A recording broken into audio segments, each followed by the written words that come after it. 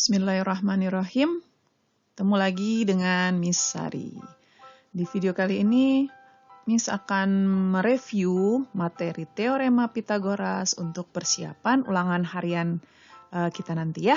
Disimak baik videonya, siapkan catatan, catat poin-poin yang penting. Kalau ada yang nggak paham, nanti bisa ditanyakan ya.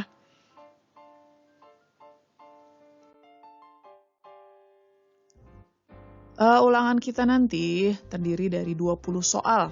Nah, 15 pilihan ganda dan 5 isian ya, 5 esai nanti. Lalu dari 20 soal ini Miss bagi menjadi 6 pokok bahasan. Ya, yang pertama tentang syarat berlakunya teorema Pitagoras, lalu rumusnya dan triple Pitagoras. Kemudian yang kedua, bagaimana menghitung sisi segitiga yang belum diketahui dari segitiga siku-siku. Lalu yang ketiga, menentukan jenis segitiga berdasarkan teorema Pitagoras. Lalu yang keempat, menentukan sisi segitiga menggunakan konsep perbandingan sisi segitiga siku-siku khusus. Kelima, menentukan panjang diagonal bangun ruang. Dan yang terakhir, penerapan konsep teorema Pitagoras dalam menyelesaikan soal cerita. Nah, di video ini nanti insya Allah akan Miss bahas satu-satu kisi-kisinya, lalu disertakan dengan contoh soalnya. Oke, simak ya.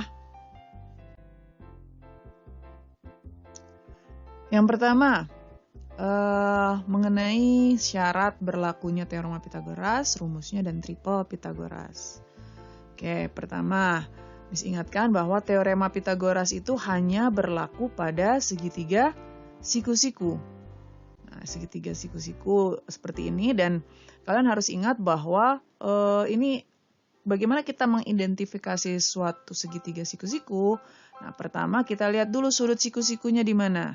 Nah, jika ini sudut siku-sikunya, maka sisi yang berada di hadapan sudut siku-siku itu adalah merupakan sisi miring ya. Jadi mau segitiganya diputar balik seperti apa, maka yang namanya sisi miring itu adalah sisi yang berhadapan dengan sudut siku-sikunya. Oke, itu ya. Lalu bagaimana rumus dari Pitagoras itu sendiri? Nah, kita ingat teorema Pitagoras itu bunyinya adalah kuadrat sisi miringnya adalah jumlah dari kuadrat sisi-sisi penyikunya. Nah, maka kalau kita lihat dari segitiga ABC ini, kita bisa rumuskan bahwa C kuadrat, nah ini sisi miringnya, kuadrat sisi miring berarti C kuadrat sama dengan A kuadrat ditambah B kuadrat. Nah, dari ketentuan ini, maka kalian bisa tentukan lagi rumus yang lain. Bagaimana jika mau mencari A? Maka A kuadrat sama dengan C kuadrat dikurangi B kuadrat. Atau jika kita mau mencari B, maka rumusnya menjadi B kuadrat sama dengan C kuadrat dikurang A kuadrat. Jadi, satu yang harus dipegang adalah kuadrat sisi miring adalah jumlah dari kuadrat sisi penyikunya. Lalu triple Pitagoras. Triple Pitagoras itu adalah 3 bilangan yang bisa membentuk teorema Pitagoras tadi ya. Jadi kita sisi terpanjangnya itu kuadrat dari sisi terpanjang adalah jumlah dari kuadrat dua sisi yang lain. Triple Pitagoras yang paling sering muncul, yang paling sering digunakan itu adalah 3, 4, 5 dan kelipatannya. Lalu ada 5, 12, 13, 7, 24, 25, 8, 15, 17. Dan kelipatannya ya. Jadi ini pokoknya. Oke, seperti itu. Lalu yang kedua, tentang menghitung sisi segitiga yang belum diketahui dari segitiga siku-siku. Nah, kita ingat bahwa segitiga siku-siku berlaku teorema Pitagoras. Maka nanti bisa menggunakan rumus Pitagoras. Nah, contoh soalnya. Segitiga ABC, siku-siku di B. Jika AB sama dengan 5 dan AC sama dengan 13, maka panjang BC adalah, maka langkah pertama kita gambar dulu. Nah, kita gambar segitiga ABC yang siku-siku di B. Oke, ini kalau ini digambarkan, ini adalah segitiga siku-sikunya. Oke, siku-sikunya di B. Nah, AC-nya berarti bebas ya. Misalkan Miss mau A-nya yang di bawah aja deh. A, B, C. Nah, jika AB-nya 5, AC-nya 13, berapa panjang BC? Nah, sebenarnya tanpa kita mau mencoba gambar dulu, kita ingat kalau segitiga siku-siku kan berarti berlaku teorema Pitagoras. Kalau berlaku teorema Pitagoras, maka kita bisa pakai triple Pitagoras. Asalkan angka yang digunakan, angka yang triple Pitagoras yang sering digunakan. Ya, tidak. Jadi berupa bilangan bulat gitu. Nah, kita lihat ada 5, 13. Nah, kita ingat triple Pitagoras 5, 13 temennya apa? 12. Maka tanpa menggambar, tanpa menghitung sebenarnya kita sudah bisa. Nah, namun gimana kalau nanti kita menemukan soal yang bukan triple Pitagoras? Nah, kita hitung.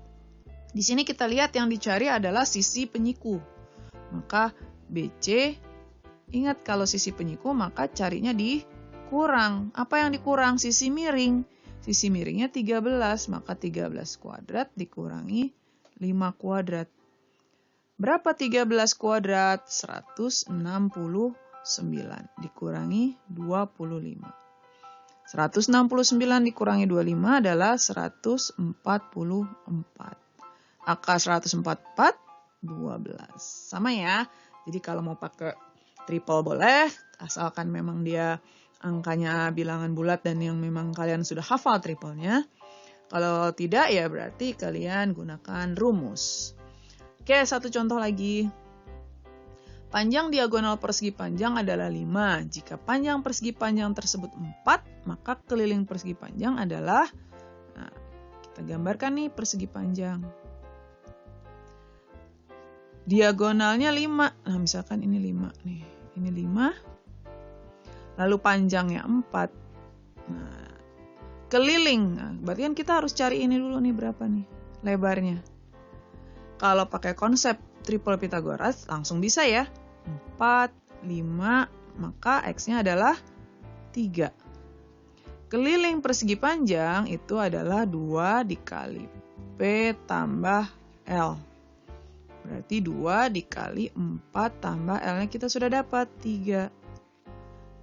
Sama dengan 2 dikali 7. 2 kali 7 berapa? 14. Oke, ini satuannya sentimeter. Mudah ya? Nah, terus gimana kalau bukan pakai triple? Ya udah sama kayak cara nomor 1. Karena sisi miringnya 5, maka 5 kuadrat dikurangi 4 kuadrat. 25 dikurang 16 sama dengan 9. Akar 9, 3. Sama ya? Mudah sekali. Oke, kita lanjutkan ke poin yang berikutnya. Menentukan jenis segitiga berdasarkan teorema Pitagoras. Nah, Miss ingatkan dulu nih, bagaimana cara menentukan jenis segitiga? Nah, maka kita harus bandingkan kuadrat dari sisi terpanjang dengan hasil jumlah kuadrat dari sisi-sisi penyikutnya. Nah, sesuai sama teorema Pitagoras ya. Kalau Pitagoras kan sisi terpanjang kuadrat itu sama. Nah, maka jika kita bandingkan, kalau sisi miring kuadratnya itu lebih kecil dari jumlah kuadrat penyikunya, maka dia disebut segitiga lancip. Kalau dia sama, maka segitiga siku-siku. Dan satu lagi, kalau dia lebih besar, maka segitiga tumpul. Maka untuk menentukan jenis segitiga, kita harus bandingkan nanti nilai C kuadrat, kita bandingkan dengan nilai A kuadrat tambah B kuadrat. Nah, contoh soalnya seperti ini. Suatu segitiga mempunyai ukuran sisi-sisi 6, 8, 12. Segitiga tersebut merupakan jenis segitiga apa? Nah, maka kita lihat yang terpanjang mana. Yang terpanjang itu kan berarti sisi miring. Berarti ini kita jadikan 12 kuadrat. Nah, lalu kita bandingkan nanti dengan 6 kuadrat ditambah 8 kuadrat. 12 kuadrat itu 144.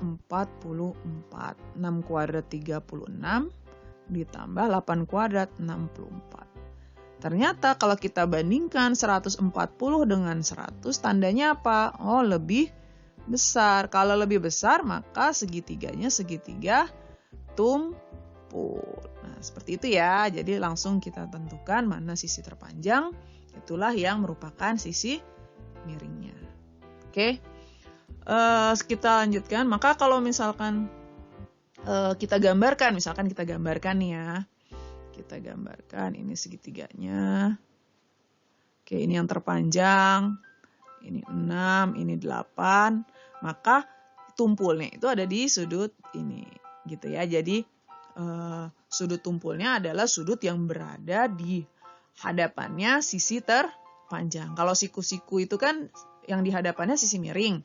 Nah, maka sudut lancip maupun sudut tumpul itu berhadapan dengan sisi terpanjang. Oke, poin berikutnya ya.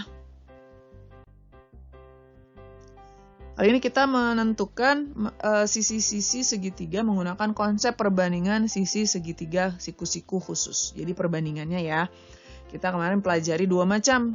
Yang pertama, jika sudutnya adalah 45 derajat, jadi segitiganya siku-siku sama kaki. Perbandingannya 1 banding 1 banding akar 2. Jadi yang sisi di hadapan yang 45 itu 1, yang di hadapannya 90 derajat itu akar 2. Dan satu lagi segitiga yang ada sudut 30-nya, 30 derajat. Maka perbandingannya yang di hadapan 30 derajat itu 1, yang di hadapan 60 derajat itu akar 3, yang di hadapan 90 derajat adalah 2. Contoh soalnya, pada persegi panjang PQRS, panjang diagonal PR 20 dan besar sudut QPR 60. Panjang sisi PQ adalah, kita gambarkan dulu biar kita tahu nanti perbandingannya seperti apa. Ini adalah persegi panjang PQRS.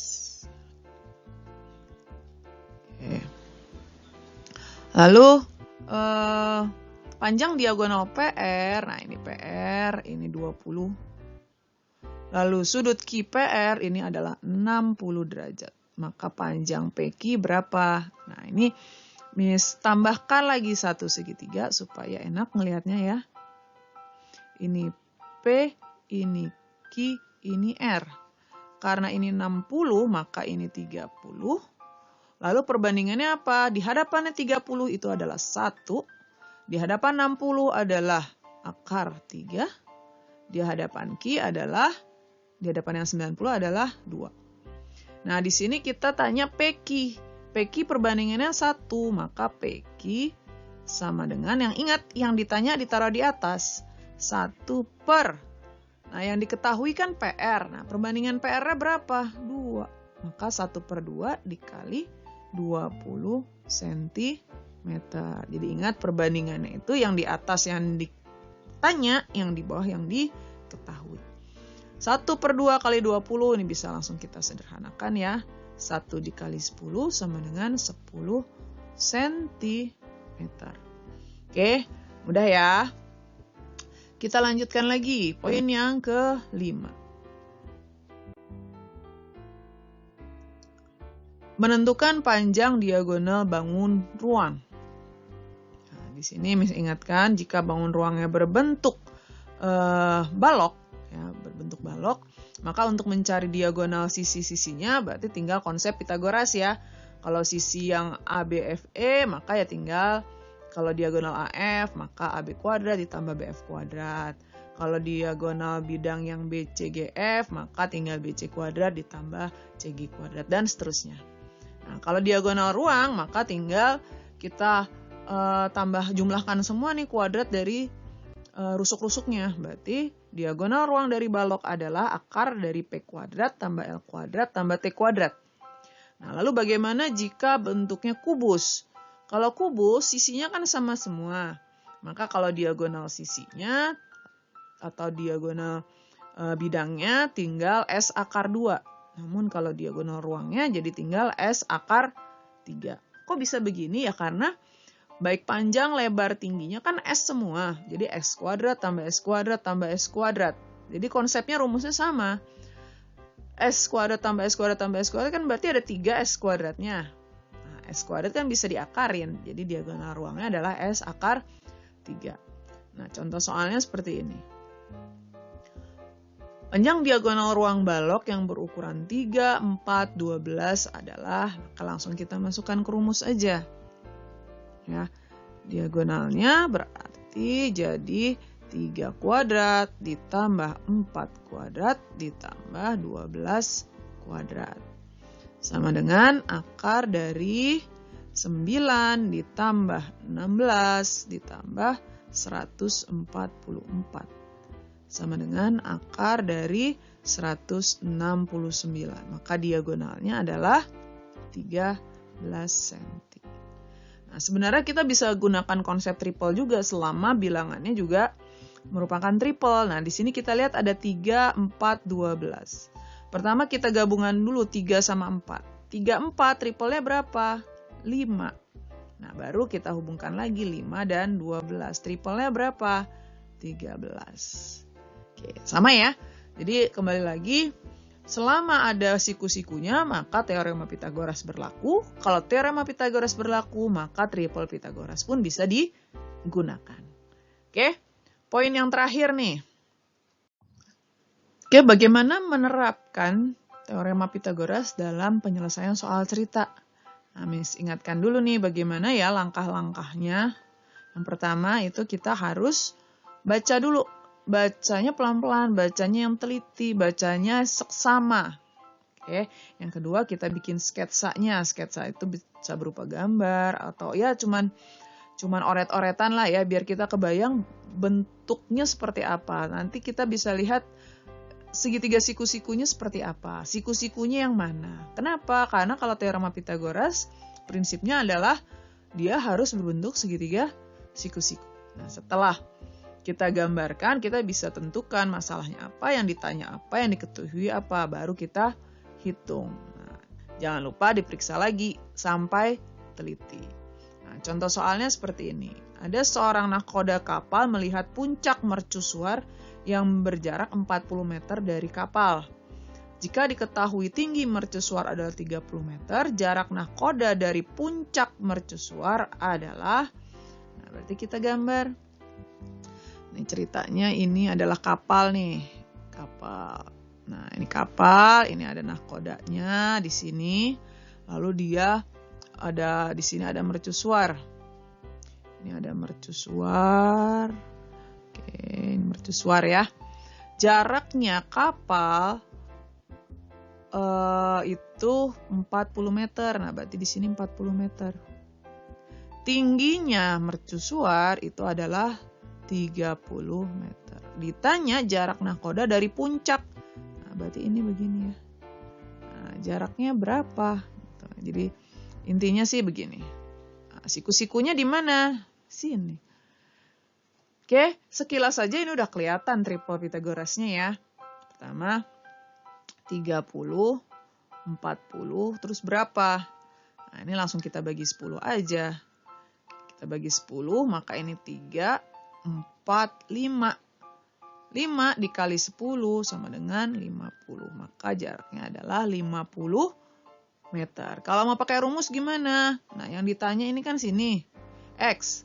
X itu sisi miring, sisi yang ada di hadapan sudut siku-siku. Maka nyarinya ditambah 40 kuadrat ditambah 30 kuadrat. 40 kuadrat 1600. 30 kuadrat 900. Selanjutkan ke sini. 1600 tambah 900 adalah 2500. Maka akar 2500 adalah 50. Sama ya. Jadi mau pakai konsep apapun sama. Jadi Miss ingatkan kembali, ketika kita menemukan soal cerita, baca pelan-pelan, baca yang teliti, lalu gambar.